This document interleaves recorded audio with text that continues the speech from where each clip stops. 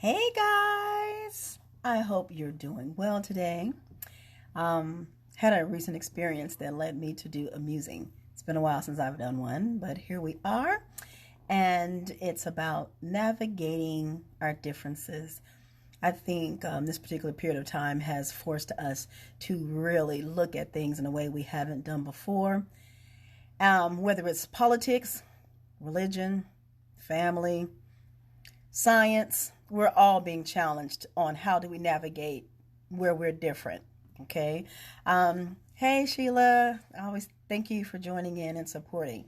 So I had an experience today that has led to this because I am vote blue up and down the ballot. That's who I am, vote blue.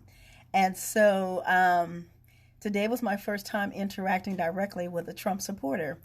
And you always wonder how would this go when you run into someone who just has completely different values and beliefs than you do. So when it happens, you're like, how am I am happy to say that it was a nice experience because it teaches us that we can be different and not go off the rails being different. So in this instance, I was conducting business with a person and they made a comment. They says, and I can't wait until, the elections and we can get through this. And I really thought they was getting ready to think and say something the way that I think, right? And so when they made the comment, they says, oh yeah, because it's Trump. And I said, oh wow, here we go. He's getting ready to get into it. And he goes on to say, I can honestly say he's been the best president we've had. And in my brain, because again, I think the way I think. So in my brain, I'm like, is he for real? I thought he was kind of, cracking a joke or what have you. And he just goes on to share his thoughts and his opinions. And I actually said, hey, sir, what makes you say that? And he just goes on to share, because he's done this, he's done that, and so on and so forth. And at that moment, I realized you're not going to change how people think. You're not going to change what they believe. And so this really does cross all those categories I named earlier, whether it's family, religious belief, faith-based, politics, science. People are going to feel and think the exact way they want to feel and think. And the same way we are. Because do we want people to come in on us and all of a sudden trying to persuade us to do something different or think different? No, we're going to go up in arms because that's who we do. That's what we do.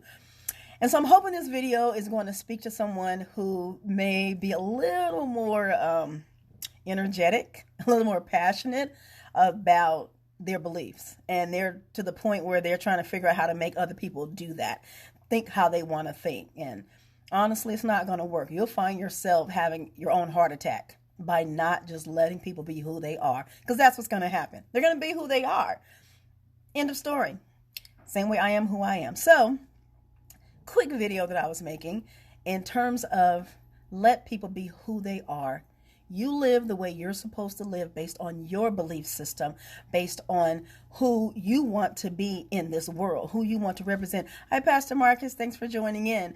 But don't be out there trying to launch these major campaigns on making somebody else do or say or be what you think they should do, say, or be, because it's really pointless. Just let them be who they are. You be who you are.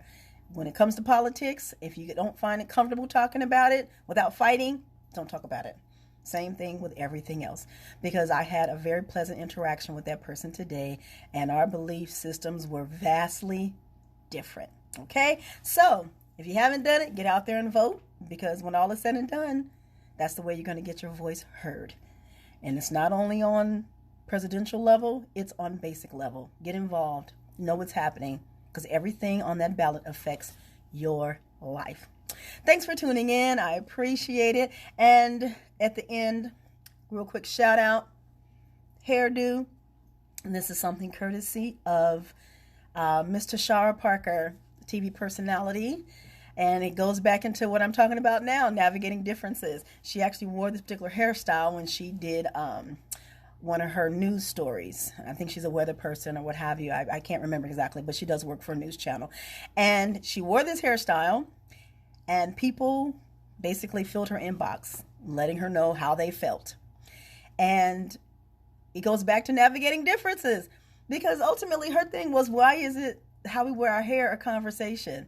Why does this become a topic of debate? It's how I wear my hair. And who's to determine and who's to say what's right and what's wrong and what your hair is supposed to look like? And y'all know me and this hair wax, honey. We friends. So I had to add a little burgundy on there to do the little extra just because I can. And I did. All right. Navigate those differences. Celebrate those differences. And appreciate the fact that you are you and no one else can be you. So do it the best that you can. Bye-bye.